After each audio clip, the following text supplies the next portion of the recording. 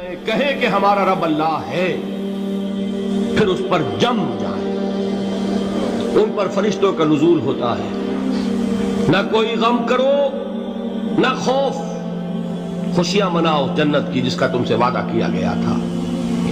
اللہ کی ربوبیت پر اطمینان جب انسان کو ہو جاتا ہے، میرا رب اللہ ہے، ربی اللہ، انسان کے لیے نہ کوئی کھٹکا، نہ کوئی خطرہ، نہ کوئی خوف، نہ کوئی حزن۔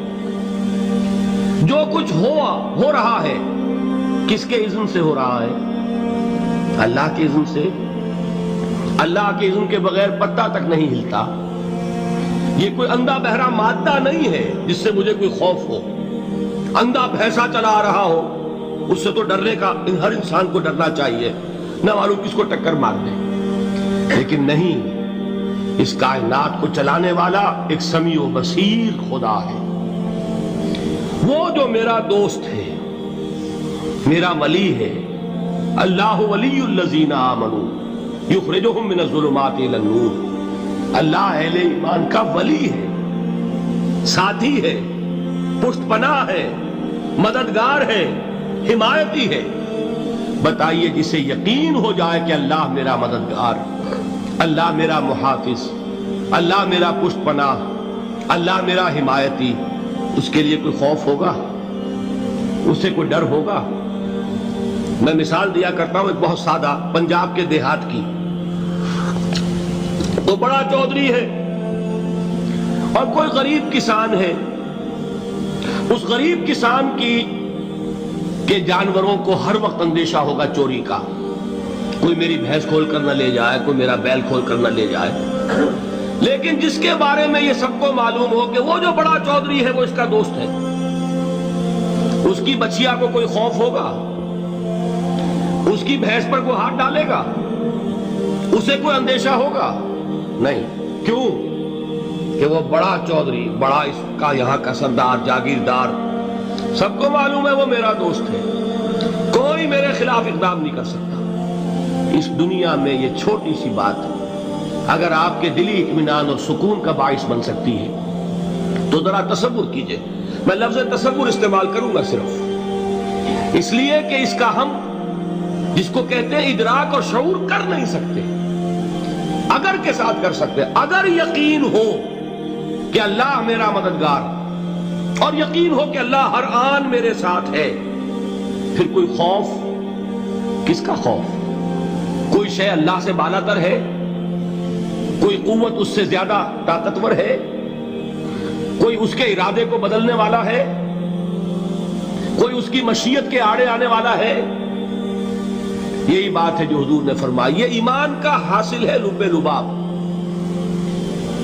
کہ دیکھو اچھی طرح اس بات کو ذہن نشین کر لو، اگر تمام انسان مل کر تمہیں کوئی نقصان پہنچانا چاہے نہیں پہنچا سکتے، مگر جو کچھ اللہ نے لکھ دیا ہو، اور تمام انسان مل کر تمہیں کوئی نفع پہنچانا چاہے نہیں پہنچا سکتے، مگر وہ شے جو اللہ نے طے کر دی۔ آپ پھر میں کہوں گا ذرا طاری کیجئے، اسے فرض کیجئے، اسے سوچئے۔ اگر اس حدیث پر ہمارا دل ٹھکا ہوا ہو تو کسی سے ڈر ہوگا؟ یہ مجھے نقصان نہ پہنچا دے، یہ میری رپورٹ خراب نہ کر دے، یہ میری انکریمنٹ نہ رکوا دے، یہ میرا یہ نہ بگاڑ دے، یہ میرے یہ نقصان نہ پہنچا دے۔ اس کا ڈر، اس کا ڈر، اس کا خوف، اس کی خوشامد، اس کے لیے جا کر طرح طرح سے اپنی عزت نفس کو ذلیل کروانا اس کے سامنے، یہ سب کچھ کیوں کرتا ہے انسان؟ جب سمجھتا ہے کہ اس کے ہاتھ میں میرا کوئی نفع ہے، اس کے ہاتھ میں میرے لیے کوئی ضرر ہے، یہ مجھے کوئی غضب پہنچا سکتا ہے، یہ مجھے کوئی نقصان پہنچا سکتا ہے، یہ میرا کوئی کام بنا سکتا ہے، یہ میری کوئی ضرورت پوری کر سکتا ہے۔ اسی کا نام شرک ہے۔ جہاں آپ نے یہ سمجھا کہ غیر اللہ کے اندر کوئی طاقت موجود ہے، وہی شرک ہے۔ بتوں سے تجھ کو امیدیں، خدا سے نومیدی، مجھے بتا تو صحیح اور کافری کیا ہے؟ شرک تو یہ ہے۔ جس پر بھی تمہیں یہ خیال ہے، کلمہ ہے یہ کلمہ سوم، لا حول ولا قوت الا باللہ، ذرا اس پر دل کو کبھی اگر آپ تصور کریں، پھر فرض کریں، دل ٹھک جائے اس پر، کوئی طاقت نہیں۔ یہی بات تھی جو شیخ عبد القادر جیلانی رحمۃ اللہ علیہ نے اپنی وصیت میں اپنے بچے سے کہی. 11ویں دینے والے ہیں، لیکن حضرت شیخ عبد القادر جیلانی کی وصیت اور تعلیمات کو کتنے لوگ ہیں تم جانتے ہو؟ یہ جن مقامات تک پہنچے ہیں وہ کس چیز کی بدولت پہنچے ہیں؟ انہوں نے جو پیغام دیا وہ کیا تھا؟ اے میرے بچے، جس طریقے سے قرآن مجید میں حضرت لقمان کی نصیحتیں جو ہے نقل کر دی گئی ہیں، میں یہ عرض کروں گا بالفرض اگر قرآن حضرت عبد القادر جیلانی کے بعد نازل ہوا ہوتا تو شیخ عبد القادر کی یہ نصیحتیں بھی قرآن میں درج ہوتی. اتنی اونچی نصیحتیں ہیں. اے میرے بچے، اس حقیقت کو ذہن نشین کر لے، لا فاعل فی الحقیقت ولا مؤثر الا اللہ. اس کائنات میں نہ کوئی فاعل حقیقی ہے نہ مؤثر حقیقی ہے سوائے اللہ. کسی شے میں کوئی تاثیر نہیں اگر اللہ نہ چاہے. آگ جلا نہیں سکتی اگر اللہ نہ چاہے. پانی ڈبو نہیں سکتا اگر اللہ نہ چاہے. زہر ہلاک نہیں کر سکتا اگر اللہ نہ چاہے. کوئی چیز فائدہ نہیں پہنچا سکتی اگر اللہ نہ چاہے. تو در در پہ کیوں سر جھکاتے ہو؟ در در پر کیوں جبیں سائی کرتے ہو؟ سب کے سامنے کیوں ہاتھ پھیلاتے ہو؟ ایک اللہ سے مانگو. ایک اللہ کے سامنے زمین پر اپنی جبین رکھو. لا فاعل فی الحقیقت ولا مؤثر الا اللہ. نظر آتا ہے ہمیں کہ پانی پیاس بجھا دیتا ہے. پیاس بجھانے کی صلاحیت پانی میں نہیں ہے، اللہ کے اذن سے. کھانا بھوک مٹا دیتا ہے، بھوک مٹانے کی صلاحیت کھانے میں نہیں ہے، اذن رب میں. دیکھیے یہی یقین تھا. حضرت موسیٰ علیہ السلام کا واقعہ یاد کیجئے. سامنے سمندر آ گیا ہے، قوم دیکھتی ہے پیچھے کہ گرد و غبار کا طوفان ہے. معلوم ہوا کہ فرعون اپنے لشکر سمیت آ گیا. لشکر جب چلتا تھا تیز رفتاری کے ساتھ تو گرد و غبار کا جو طوفان اٹھتا تھا اس کا تصور کیجیے. اور لمحہ بلمحہ وہ قریب آ رہا ہے. پوری قوم نے کیا کہا؟ اے موسیٰ انا لمدرکون. اے موسیٰ ہم تو پکڑے گئے. قرآن مجید میں تو یہاں وہ باتیں نہیں لکھی ہے، لیکن تورات میں یہ درج ہے کہ بنی اسرائیل جھگڑنے لگے، دست و گریبان ہو گئے موسیٰ کے ساتھ. موسیٰ ہمیں یہاں مروایا لا کر، اس سے تو ہم ہی بہتر تھے.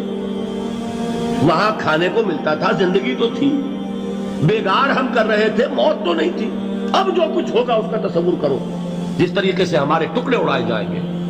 تو لڑ رہے ہیں حضرت موسیٰ علیہ السلام سے. یہ تورات کی تفصیل ہے.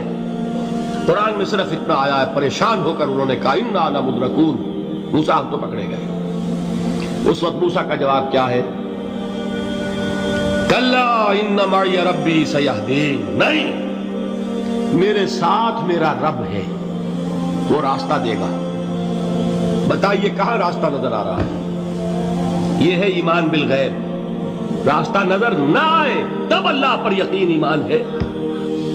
جیب میں پیسے ہوں اور تب دل کو اطمینان ہے تو ایمان کس پر ہوا؟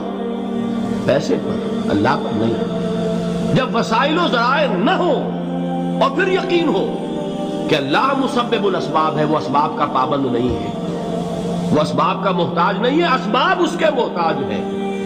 اگر یہ یقین ہے تو اللہ پر ایمان ہے.